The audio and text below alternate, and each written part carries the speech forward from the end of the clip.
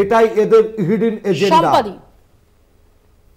পৌপিয়া, খুব দুঃখজনকভাবে একটা বিষয় যখন বলতে শুরু করলাম তখন আপনার একজন প্যানেলিস্ট আমার বিষয়টাকে না বুঝেই আমার সঙ্গে বিরোধিতা শুরু করলেন।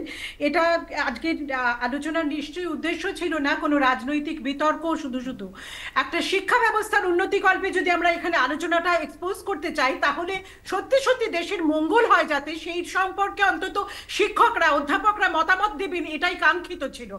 যাই হোক, আমার এটা বলার যে পাবলিক ফান্ডেড এডুকেশন সিস্টেম যে একেবারেই ভারতবর্ষ থেকে মুছে গিয়ে সম্পূর্ণভাবে একটা বেসরকারীকরণের দিকে নিয়ে যাওয়া হচ্ছে ভারতবর্ষে, যেখানে যে কোনো জায়গার ব্যবসাদাররা এসেও শিক্ষা প্রতিষ্ঠানের মাথায় বসতে পারেন।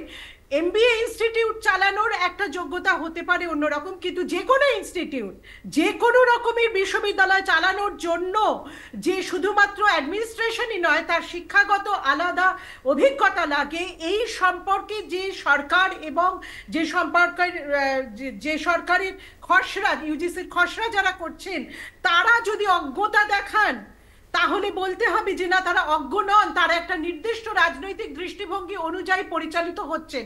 এবং এপিআই স্কোরের বিষয়টা এতটাই জটিল, আপনার এই আলোচনায় আমাদের ক্যাস অর্থাৎ ক্যারিয়ার অ্যাডভান্সমেন্ট স্কিম সংক্রান্ত যে আলোচনা, সেটা এতটাই জটিল, এইটুকু পরিসরে সেটা করা যায় না। কিন্তু এইটুকু বলতে পারি, ভারতবর্ষের মঙ্গলের জন্য যদি এখনো পর্যন্ত না শিক্ষার ক্ষেত্রে একেবারে ফান্ডামেন্টাল এডুকেশন থেকে শুরু করে উচ্চশিক্ষা পর্যন্ত সর্বস্তরে রাজনীতিকরণ বাদ দিয়ে যদি না আমরা সকলে মিলে এগিয়ে আসি, অন্তত অধ্যাপকরা, শিক্ষকরা, তাহলে কিন্তু এই দেশের আর উদ্ধার নেই।